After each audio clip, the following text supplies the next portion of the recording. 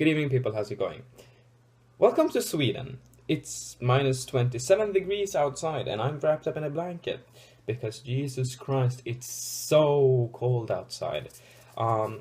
Yesterday was like minus 31, and yeah, it's just unbearable. So therefore, I'm just sitting inside and playing video games because why not?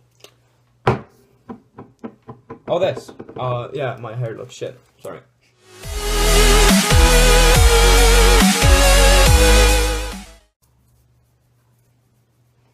That looks better. I look so majestic in this. Anyway, welcome to yet another episode of Sickness with Facecam. Hi, this is me. This is me. Yeah. Let's start. Welcome to Sickness. This is going to be the 4th episode. Today, I have no idea what's going to happen. We ended off on such a cliffhanger. Sorry, that's Skype. Yeah, we ended up on such a cliffhanger. Well, it wasn't really a cliffhanger. It's just the end of episode 3. But it happened like so much, and I have to check the door so no one enters. You know, there was so much going on in that. It was really cool.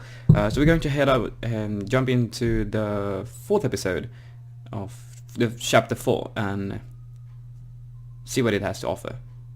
And it's actually day right now. Well, it's not in the middle of the night. So yeah, without any further ado, let's begin. Tuesday morning, September the 20th. Almost 2 weeks have passed since my... Alright, yeah, we ended off... it was like, alright, 14 days later. And I was like, whoa, what the fuck? Almost 2 weeks have passed since my first day in the life of Marcus. And with every day, I've found myself growing more confident and resourceful. We started out doing collections as we'd done on our first day of work, and worked our way up to doing deliveries as well. Apparently some gamblers actually win, even if their luck doesn't last. Since we usually finish around midday, I've been spending most afternoons sparring and training with Andre. Slowly but surely, I'm improving. My injuries have lessened with every match, and my rate of recovery is an all-time high. My tailbone no longer feels like it's broken. I'm able to dodge most of my opponent's blows, and I'm barely suffering a single bruise. Maybe I have what it takes to be a fighter after all. Yeah. Suoh, you're becoming a boxer. Mike Tyson. Words. Despite my improvement, it seems I may not need to enter the ring after all.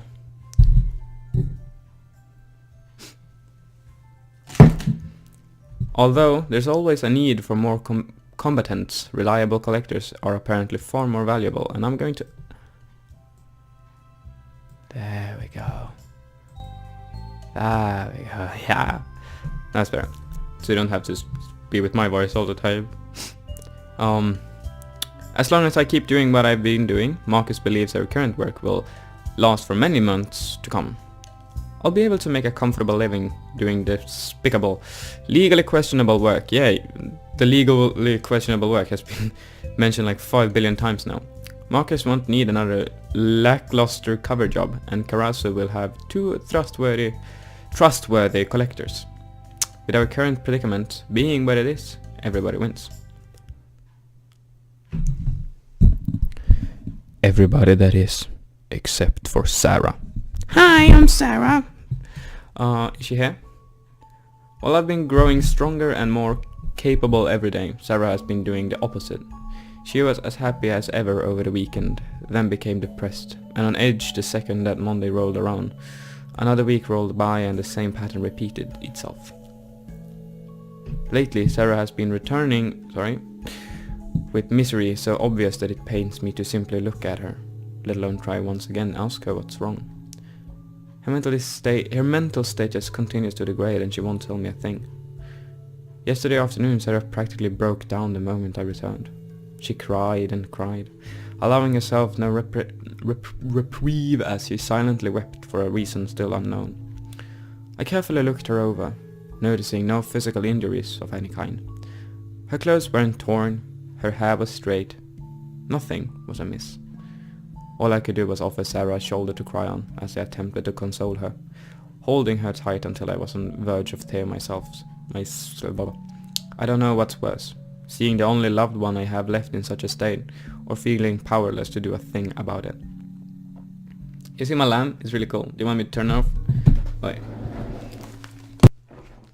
There's something about having a face cam that makes everything better. This morning, the day after her most recent and grandiose episode, Sarah gradually returned to the world of the living, brought with it a fresh attitude and a renewed spirit. She quickly wiped her tears and nose, changing into her school uniform, and began making breakfast. Whatever happened yesterday, it was nothing a good night's rest could help rectify. Proceeding with our usual morning routine, Sarah brushed off any and all questions I threw at her regarding last night's episode, determined to shut me out of whatever she's going through. But I won't let her. Stop being so creepy, Suoh. Jesus Christ. Following Sarah's usual departure, I quickly changed into a hooded jacket that I purchased on my way home from school. Don't stalk your little sister, man. That's wrong. That's wrong. Don't do it. Alright, right, never mind. He's going to check for, if people, stuff. Words. I stashed in my pocket the knife Marcus gave me and enough money to allow for any necessary expenditures, leaving a second later and taking off in Sarah's direction. Chasing after Sarah's shadow, I made it to the bus stop with seconds to spare, boarding a few passengers behind her and making sure to conceal my face. Sarah isn't expecting me to be here, so she obviously won't seek me out. But all it takes is a single well-timed glance. I wonder what she'd say if she knew her own brother was stalking her. Yeah, I told her, don't stalk your sister. I know this is a bit much, but she isn't giving me many options. Do you see how fresh I am? No, fresh, not fresh. I'm full of energy. I should record earlier in the day, not at night. Oh, she looks so sad. Poor Sarah. Slowly passing my sister by, I took a seat towards the back of the bus. 2 seats behind Sarah. I'm a little worried that keeping so close might result in my identity being exposed. But the alternative of being too far away to do anything seems far more off-putting. A few more passengers boarded before the bus set on its usual course.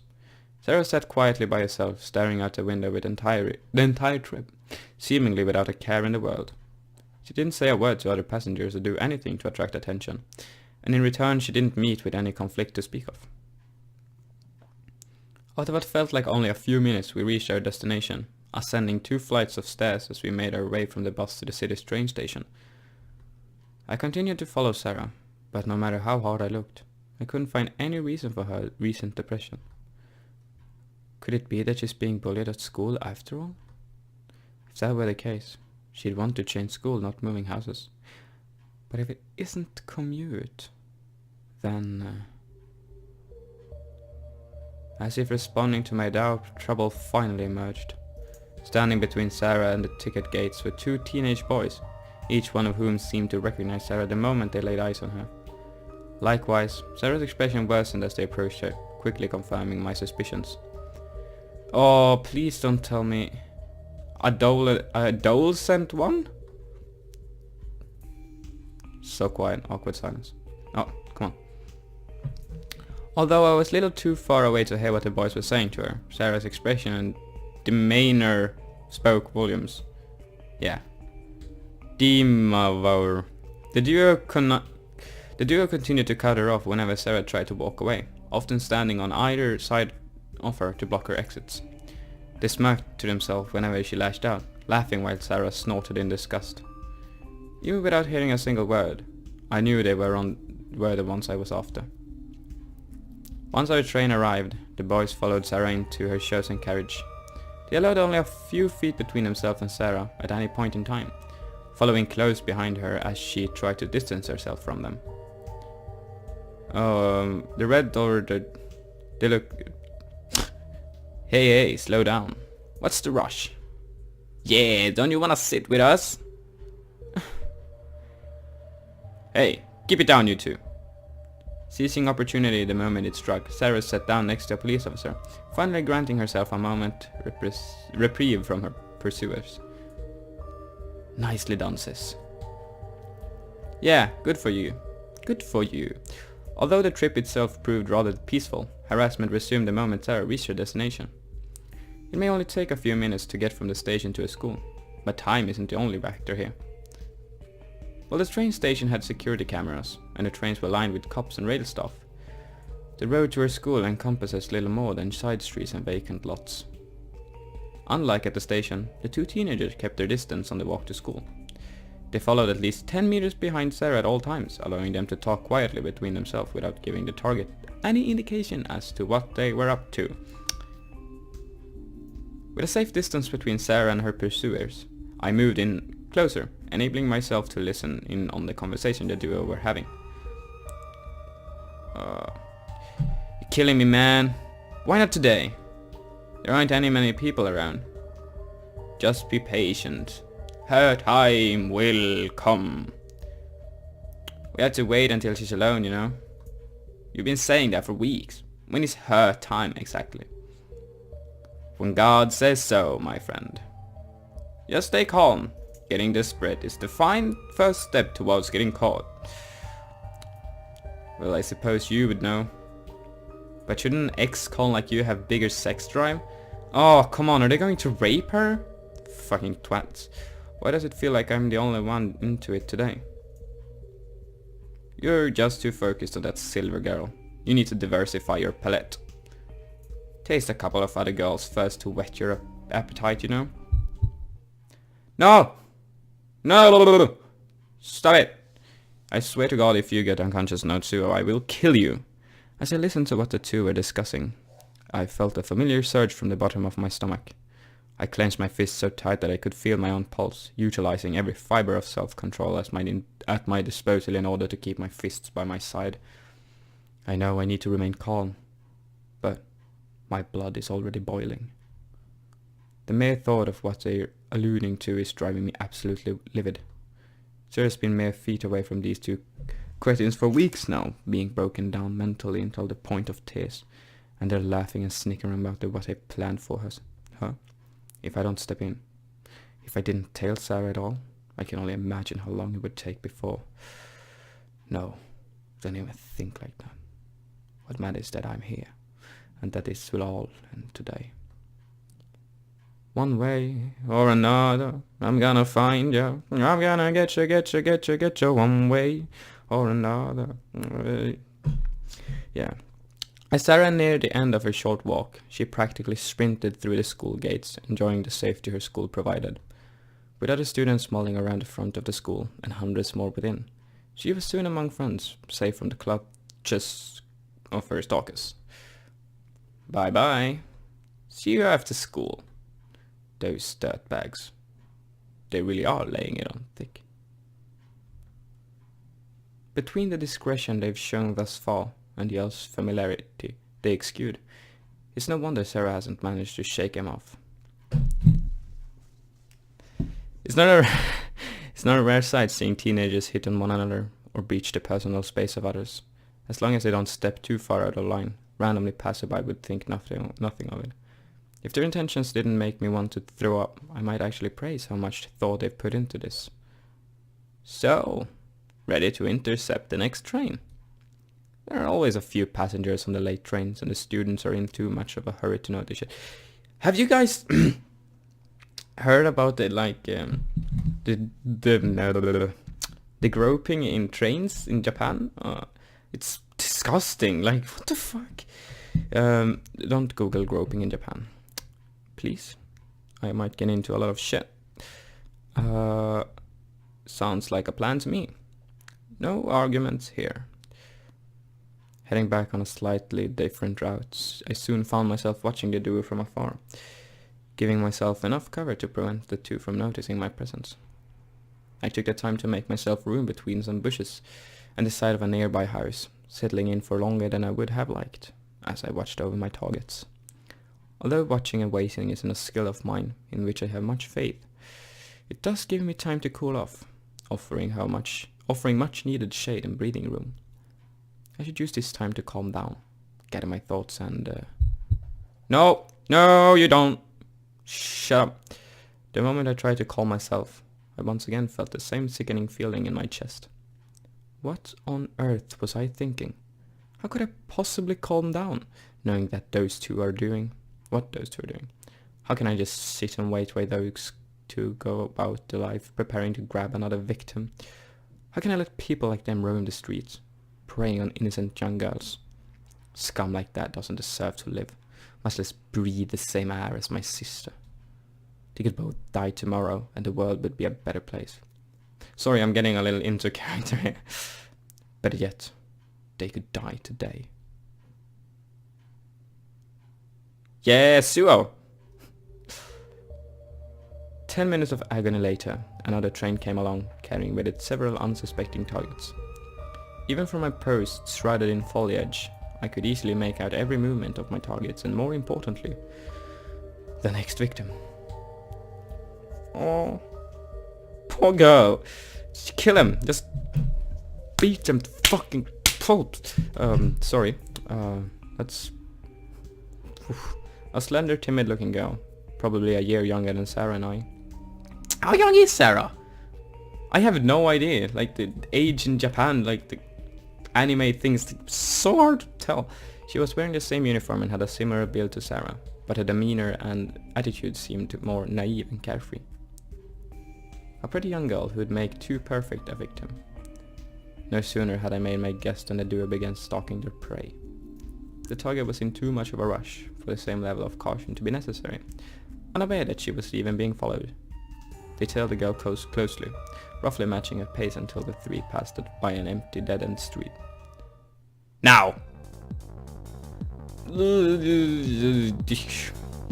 his face. Look at the blue one's face. That one. That. I don't. Hey, hold her legs properly. Shut up and gag her. One teen covered the girl's mouth with cloth as he had been concealing in his pocket while the other grabbed her legs. Just going to.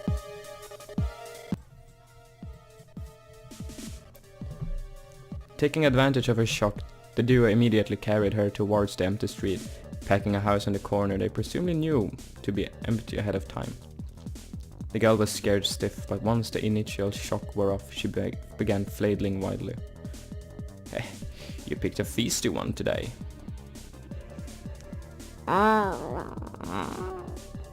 Of course, energetic girls are the best, don't you think? No argument here, argument. I followed the three as inconspicuously as I could, utilizing neighbor's yard instead of risking being seen on the side of the road. Climbing up the fence of the house in question, I leaned across and grabbed onto the railing of the house back veranda, pulling myself into the dilapidated building and quietly entering from the back. I slowly walked from room to room, watching my back every step of the way. Tiptoeing through the window, I remained vigilant not to make a sound, proceeding with caution until I found my own targets. I don't like this. Guys. 420. Jeez, quit struggling with ya. You know it won't do any good. You tell her, bud. Pity women never listen. By the time I found the duo, one was already... Oh, sedation.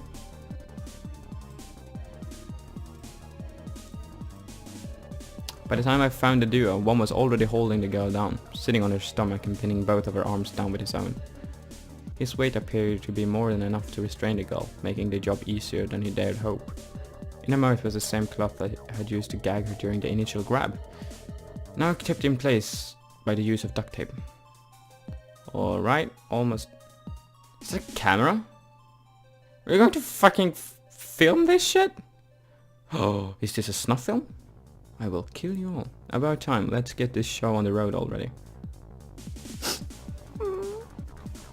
While the first team prevented their prey from escaping, the other emerged from the room, bringing with him a video camera and a stack of condoms. Suoh, can you just kill them? This is getting out of hand. I am so light, Jesus. Ah! How the fuck? This is better? This is better. No! Back. By now the frightened girl knew exactly what they were planning, sobbing silently as she continued to flay in an attempt to regain her freedom. Come on, hurry it up already. Take too long and I'll starve without you, you know. Calm down, we have all the time in the world. Let's just enjoy yourself, yeah? While the dominant member of the duo set up his tripod and camcorder, I slowly edged my way to the next room, removing from my pocket a knife I'd intending on using as a last resort. Biding my time and slowing my breathing, I tried to get a hold of my nerves, clutching my blade tightly as I neared the dominant young man. Despite my on-the-job training over the last few weeks. Whoops, sorry about that. I found myself shaking in both fear and anticipation, afraid to use the blade in my hand, yet compelled to put the two criminals in their place. I could see myself attacking them, beating the duo into submission, making him pay for victimizing a young girl like this. But when it came to actually using the knife in my hand, I froze. Throughout the many violent encounters I had started and ended over the years, not once had I used a weapon. I had never done something as cowardly as sneaking up on someone and stabbing them in the back or bringing a knife to a fist fight. Jesus Christ, kill them already! They're going to fucking rape her! For fuck's sake! Suoh! Even when I killed my previous boss, Mr. Mudo, I had done nothing so with my bare hands, killing him by accident as things got out of control. So when I tried to use the blade in my hand to attack the scum in front of me, to give them what they had coming, I realized that You're a coward. Oh, the thorns! Yes, I am a coward. I know what I need to do. I know how to make this situation all better. So why can't I move? You're weak. I'm actually getting goosebumps. I don't know if you can see it. I'm getting goosebumps.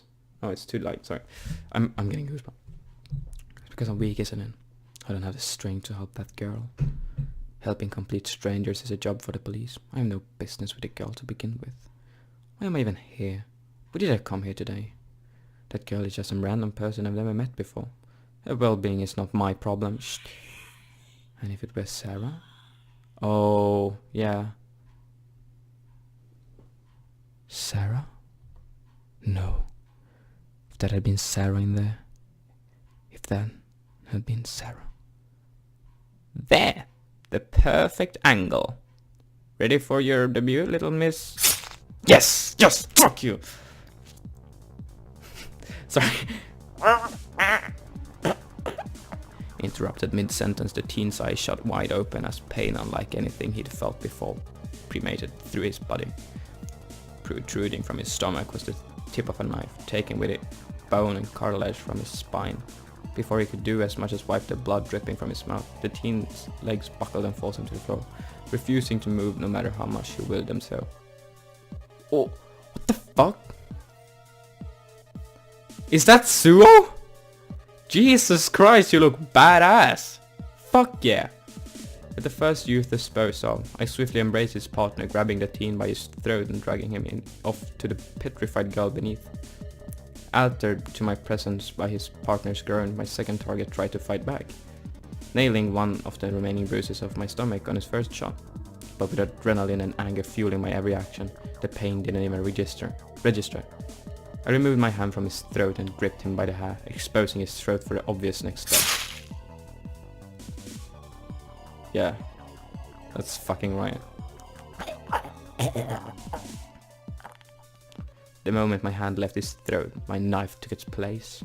I cut quickly and deeply, paying no heed to the blood spraying on my hand. The young man desperately grabbed his throat, trying to stop the bleeding by any means necessary. But with both of his hands occupied, any defense he could have offered was rendered moot. Seizing the opportunity, I focused on the back of my prey's neck, and at last... This is so satisfying. Oh, just fucking kill all the rapers, yeah. Kill them! Sorry. And at last... It was over.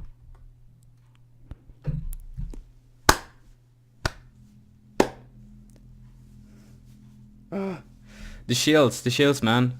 That's great. Suoh, you're fucking amazing. You're my hero. As my second victim fell to the floor in a bloody heap.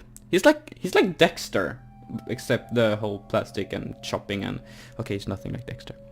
As my second victim fell to the floor in a bloody heap, I slowly walked away, carefully not to step in his pooling remains. But as I looked down at my hands, a familiar feeling of shock and horror set in, driving me to an unwelcome realization. Wait. Okay, we're back. Wrong ear. It happened again. I had been overwhelmed by a bloodlust a moment ago, but the second my prey hit the floor, I realized what I had done. My hands shook and I could hear my ragged breathing. Before me was a corpse, a deceased human being. A human being I had killed. Just like with Mudo, I lost myself in a moment, forgetting all about the situation at hand and thinking only about my target. No, this is much worse. Mr. Mudo was an accident. I slammed his head against the table during our fight, never intending to actually kill him. But this time, I knew exactly what I was doing. I knew, and yet As I stared at my bloody hands, I noticed subtle movement out of the corner of my eye. The girl I had sought to save had her back against the wall, no doubt in shock and terrified by everything that had happened since she alighted from the train. She looked at me with unbridled fear in her eyes, a view I repaid with a calm smile. Looking at the frightened girl, I remember where I was and why I had gone to such extremes. Yeah! Fucking Suoh, you did the right thing. Don't stress. Come on. I didn't set out to kill anyone today. I came here to protect Sarah. To protect girls like this one from those fiends. My methods have been contemptible, but even so, I had my reasons. I removed the tape from the frightened girl's mouth with my bloody hands, meeting with far less resistance than I thought I would. Whether paralyzed by fear or simply smart enough not to provoke a murderer, the girl remained frozen, allowing me to cut the tape binding her hands. I guess that's it for me. Those two won't be going anywhere, and the girl is free to move as she pleases. My work here is, Just as I turned to leave, I felt my leg snag on something. When I spun back around, what I found is the arm of the girl I just had helped tightly clinging to my pants. Her gaze was locked onto my pupils, no longer showing the fear I had witnessed moments ago. Of course you saved her from rape! Jesus Christ, dude! Get your shit together, like... Whoop. Skip mode. I have no idea how to do this shit. I suppose that's for the best. If she's lucid enough to differentiate between friends and foe, then I should be able to leave her without worrying. I removed the girl's arm from my leg and turned once again to walk away. No, you should have, comforted her. Come on, Emptying the contents of my stomach into the bathroom sink, I washed my mouth out of the time as I tried to... As I washed my mouth of the 10th time as I tried to clean myself off. For all of my efforts, the sink is now reek of bile and stomach acid, not to mention whatever remained of breakfast. I managed to keep my composure at the scene and even by the way home. But the moment I entered the front door, my stomach took a turn for the worse. But it did the diminishing adrenaline, the overwhelming scent of blood, of the sheer gravity of what I've done. My body is now paying the price. I spat up the last of my breakfast and hung my head over the sink, closing my eyes as I thought back over what happened. After leaving the girl's side, I used my hooded jacket to wipe the blood off my knife. I exited the same way as I entered, jumped over the neighbor fences until I reached the road, then casually walked away from the house. Once I'd put some distance between myself and the crime scene, I then ditched the conspicuous article of clothing in a storm drain and kept the clean weapons tucked under my shirt. As for my gloves... Oh no. I wasn't wearing gloves from the beginning, was I? I didn't think I'd need them, so I never bothered buying any. A weapon seemed like an obvious purchase for someone in my new line of work. But gloves... Yeah man, you should be more like Dexter. My fingerprints will be in several places around that house, not to mention my own second victim. Luckily, my fingerprints are on file as far as I know, But any possible evidence is bad news. And even without my fingerprints being present, there's still the matter of that girl. She saw my face. She has a piece of tape with my bloody thumbprints on it. She can place me at the scene of crime. Why?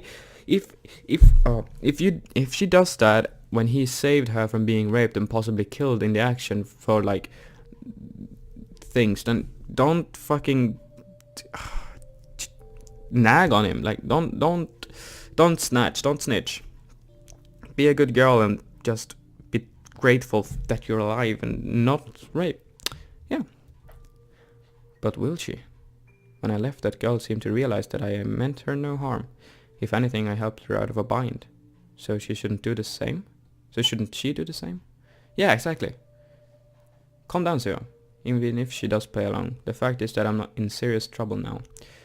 My job is both dangerous and criminal. I've killed 3 people and yet another person now has the power to put me behind bars.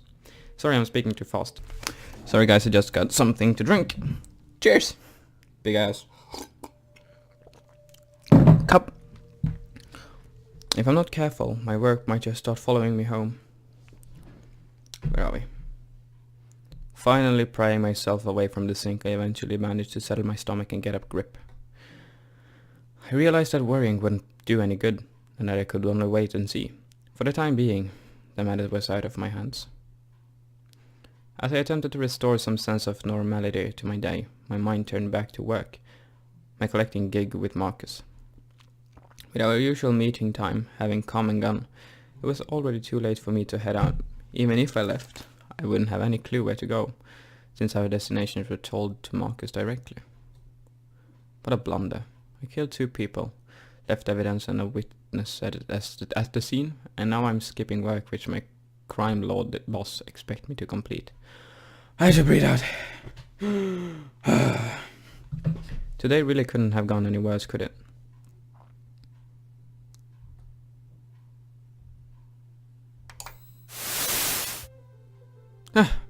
Oh well, no use worrying about it now. What was that sound? What the fuck was that? If Marcus wants me, he knows where to find me. Right now, I just need to take it easy. I'll relax on the couch, watch some television, and do my best to escape from this awful reality I seem to believe in. Yeah, you watched that telly. Oh, it was on the telly. Clutching the remote control in my hand, I began flipping through the channels until I found one playing cartoons. Yes. Currently playing was a kids program aimed at children 8 and under, suitable for all ages. Yeah, that's... yeah, that's not what we need to know. Now this is what I'm talking about. Oh, is it SpongeBob? Oh, please don't be SpongeBob. What better way is there to escape from the bloodshed taking over my life? After the first cartoon finished, I changed to a different channel, trying my luck while the commercial continued to play between shows. Unfortunately, only one channel seemed to be playing cartoons. There were dozens of reality TV shows, a few news programs, but nothing close to the light-hearted entertainment I was after.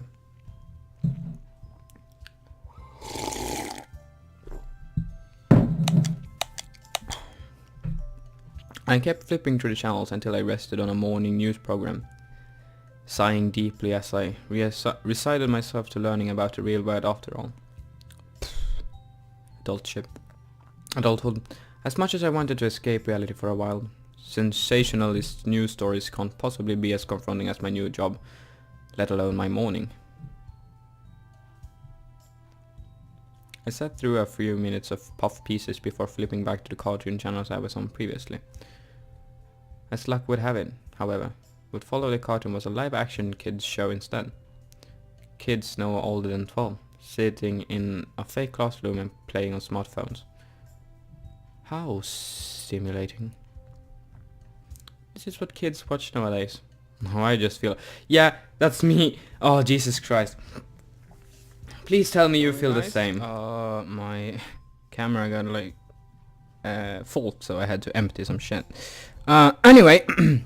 Where was I? Yeah, kid shows nowadays, it's like really weird stuff, like there's not even like that much cartoons anymore.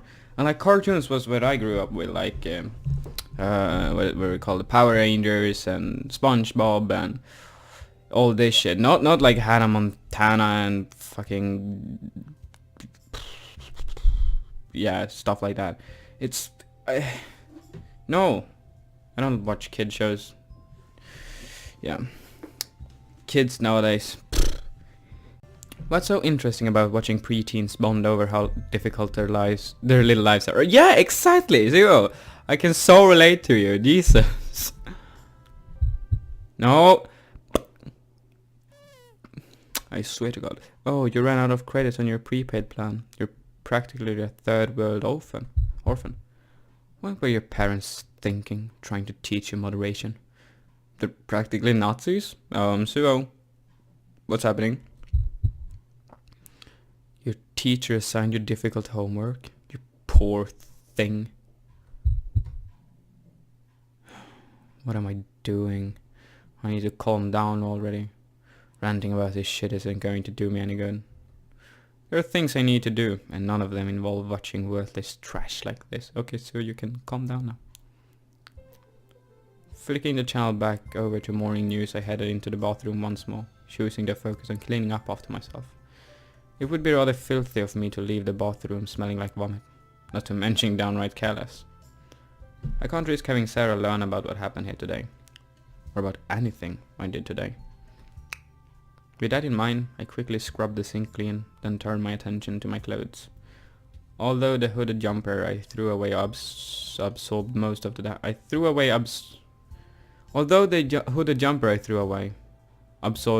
damage, my shirt still smells pretty bad, and it can't be hard to do the laundry, right?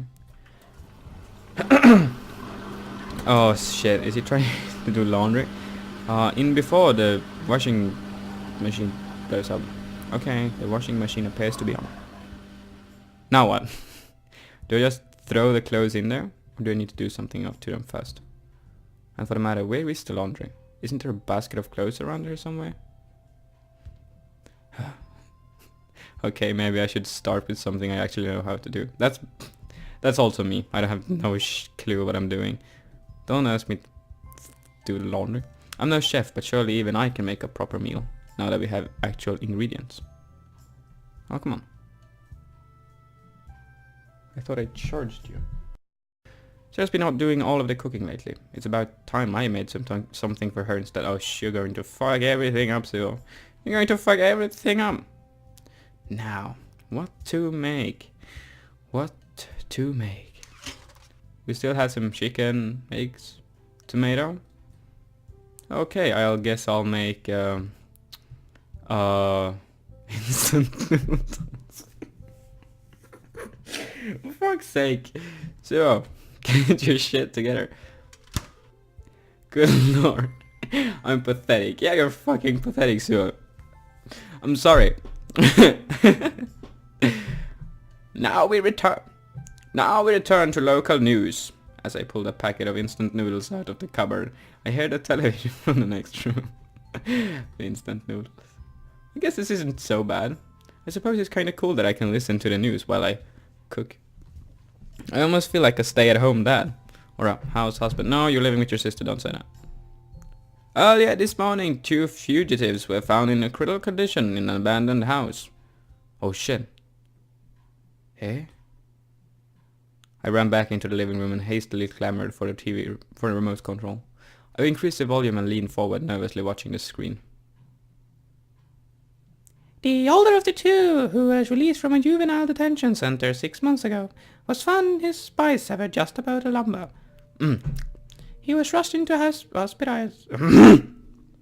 He was rushed into hospitalized in an attempt to minimize damages, but at this stage it appears he would never walk again. As though he would never walk again. So he survived after all. Oh shit. Whether I should feel relieved or anxious about that, the end result is that he won't be able to hurt anyone else. I'd call that a victory. Maybe daytime television isn't so bad after all. The younger of the two, an offender whom police had previously been unable to attach a name to, was found with his throat slashed. Police believe that the young man bled out within minutes and died at the scene. Died at the scene, huh? The older of the two is still yet to wake up, and police has been unable to confirm the identity of their assailant. Given that this Given that his wound appears to have been dealt from behind, however, police do not expect a positive identification. Well, hooray for me. I may not be able to clean clothes or cook real food, but at least I can blindly commit and get away with horrific crimes. That's something, I guess. One witness is currently in police custody, but due to her age, police refuse to disclose the person's identity. Given the proximity of the crime scenes in regards to the nearby high school, we believe that... A witness, huh? I have no doubt regarding the identity of this witness. The question is, will she talk? They did use the term witness, meaning they know she saw something, but she wouldn't rat me out, would she? You're deluding yourself. Is it really so far-fetched? I helped her, she helps me. That's how it works, right? Right? Yes, I know I'm right. There's no need to fret over this, or to worry about what might happen. I've done nothing wrong. Except kill 2 people. Desperate to distract myself, I showed up at Andre's gym at noon on the dot, soon meeting up with my usual sparring partners. In addition to Andres teaching me grappling, Marcus had drafted up a couple of boxers interested in teaching a new recruit the basics. I'd only engaged in a few sessions with each of them, since I'm currently receiving training every second or third day, but we quickly warmed up to one another nonetheless. I greeted trio and received my training gears, quickly changing and joining them ringside. Since I spend most of the time at the gym, at least from what I gather, nobody here should have heard a word of my earlier exploits. Moreover, since Marcus is yet to arrive himself, what I have seen from work this morning should also be unknown to those present. Thinking those optimistic thoughts, my training for the day began. My training followed the same motion as ever. Andrew and I tried to knock one another to the floor, after which point we each attempted to make the other tap out. After half an hour of uncoordinated grappling, Andres explained in detail how to perform specific holds and breaks while demonstrating on my body, thereafter asking that I mimic what he showed me. Partway through today's uncoordinated grappling, however, we were interrupted by an unusual sight. Oh, Marcus, what the fuck happened to you? Jesus Christ, what the hell happened to you? Oh. Nice to see you too, bud. No, wait, what's the point? Nice to see you too, buddy. I don't suppose you got any spare medical kits lying around? Yeah, sit down a minute, we'll take care of you. Andre motions for the 2 boxers to help Marcus into the next room, presumably to begin patching him up. The footsteps slowly became inaudible, leaving just Andre and I outside the ring. That's what happens when your partner decides to skip work. How did you... The 2 of you always arrive together. The one day you don't, he walk in covered in injuries. It doesn't take a genius to figure out. I haven't been coming here long, but Andre's right. Whenever I do show up, Marcus is right by my side. As for his other point, however, I know I should have been there, but he's been collecting since before I showed up, right? When we went out, I didn't even seem like he needed a partner. It didn't even seem like it. Yes, well, before you showed up, I was the one making the collections. Marcus was the one supporting me. Oh, it was? He wanted to prove that he had what it takes. So I let him take the lead as long as he agreed to bring you with him. You aren't the only one who's still training, you know. Damn it. I thought Marcus could take care of himself, but it turns out I was paired with him for more than just my own training. Now, because I forced to fend for him in an extremely risky job, Marcus is in need of medical attention. What the fuck happened to Marcus? Jesus. I didn't think for a second about his safety when I ditched work this morning. The thought that he might get injured never even registered. And yet, thanks to my negligence, he could have been... Oh. Well, no use worrying about that now. What's done is done. I just hope you're up to the challenge. The challenge? Don't play dumb. You know what I'm talking about. With Marcus is the state, he won't be able to take the lead for a while. Someone else will have to take over. So unless you've stumbled up on another source of revenue since we last spoke, you'd better hope you're up to the task. Task, or like, task means penis in Swedish. Yes. That's something you had to know. Oh. Wait.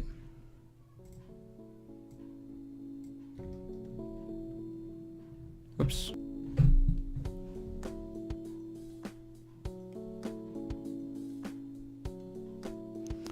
This is why I love this game. The soundtrack is amazing. Calming, relaxing. How are you guys doing? Anyway, I thought about everything that had happened since I woke up. The rapid, unforeseen events that threw my day into chaos. To begin with, I stalked my sister, who had been acting abnormally lately, and discovered the reason for her melancholy.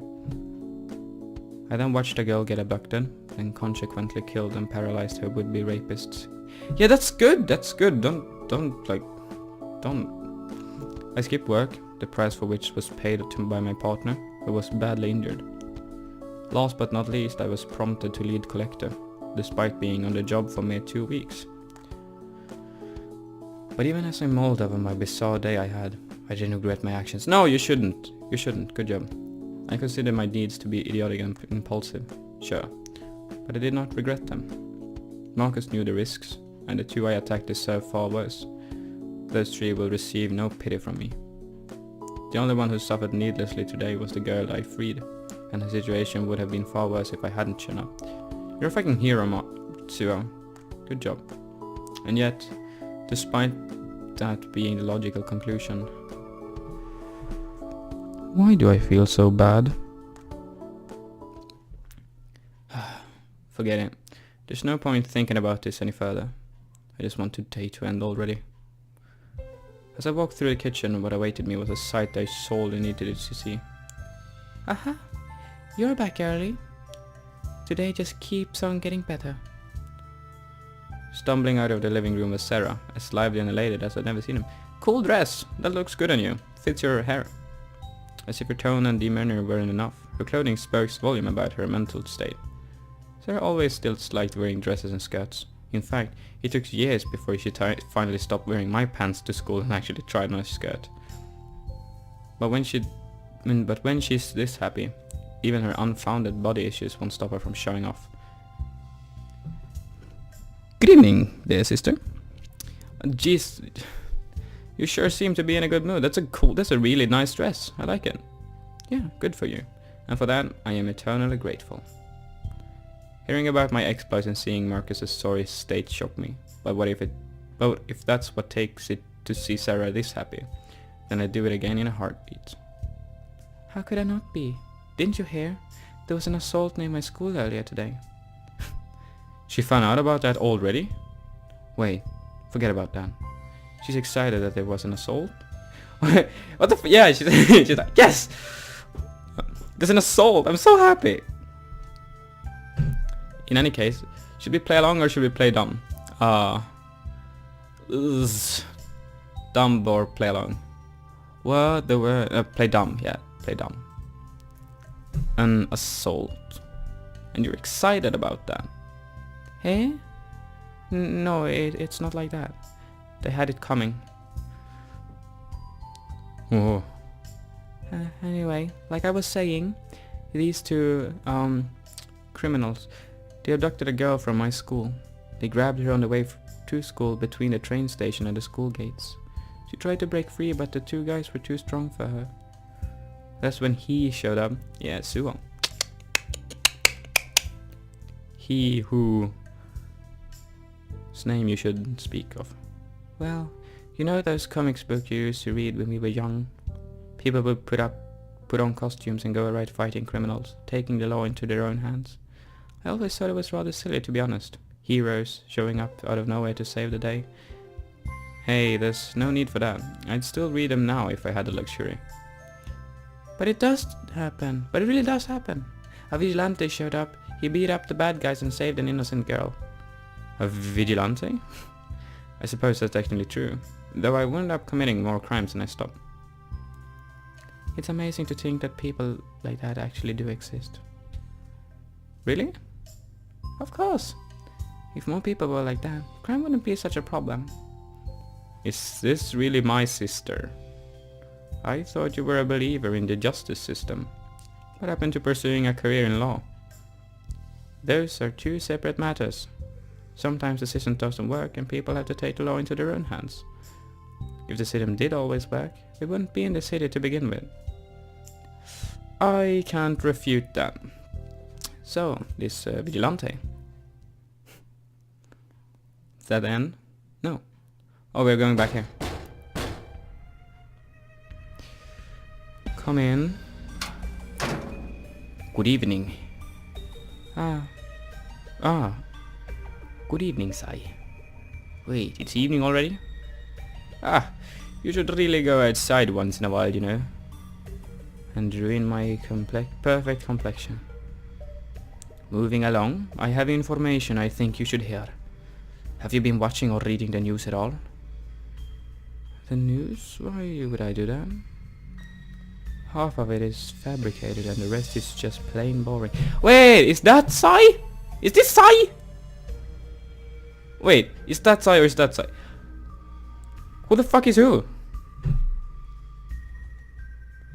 Usually I'd agree with you, but today... What is it? Let's just say I have my eyes on someone who I think would be perfect for our upcoming operation. Who the fuck is who? Is the girl Sai? No! I've been doing Fuck it. As Sarah's fascination with the vigilante at large deepened, and our discussion spanned a greater portion of her nights than anticipated. Sarah and I soon found herself eating dinner while watching a news recap of the very event we'd been discussing. But as Sarah remained glued to the television, what intrigued me more was the tales of my violent morning, was Sarah's enthusiasm, and her uncharacteristic stance in regards to what had happened. I'd initially been worried that my actions... Oh, I'm sorry, I can't speak.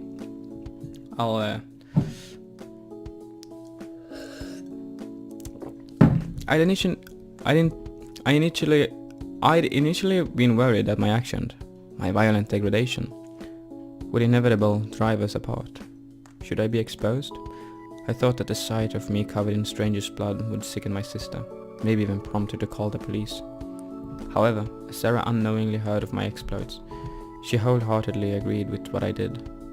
She happily regaled me with baseless rumors she heard at school, her own theories on the matter, without a doubt made dinner far more lively than usual. Despite the morbid topping, our night was as happy and as peaceful as possible, right up until the moment when she brought up the witness. While I find some solace in the fact the police weren't knocking on our door, I wasn't naive enough to believe that I'd have no leads whatsoever. Between the DNA I left at the scene and that girl being in police custody, they aren't going to just drop the investigation. And yet, with such things now out of my control, all I can do is wait. As Sarah and I prepare to go to sleep, I asked her a question. Say, Sarah, you know the witness from school, right? Do you think you can get any more information from her? What did you think I was planning on doing? There's no way I could leave this alone that easily. I should have known. Finally, ready to accept my reward for a day full of hardship, I lay down without another word. No matter how exhausted I am, or how conflicted I feel, there's nothing a good night's rest can't cure. Don't worry, I'll keep you posted. Sarah navigated her way from the light switch to her bed, soon snuggling up to her idolized vigilante. Sweet dreams. Good. And I guess that's the end of chapter 4. Sickness. Chapter 5. Regression.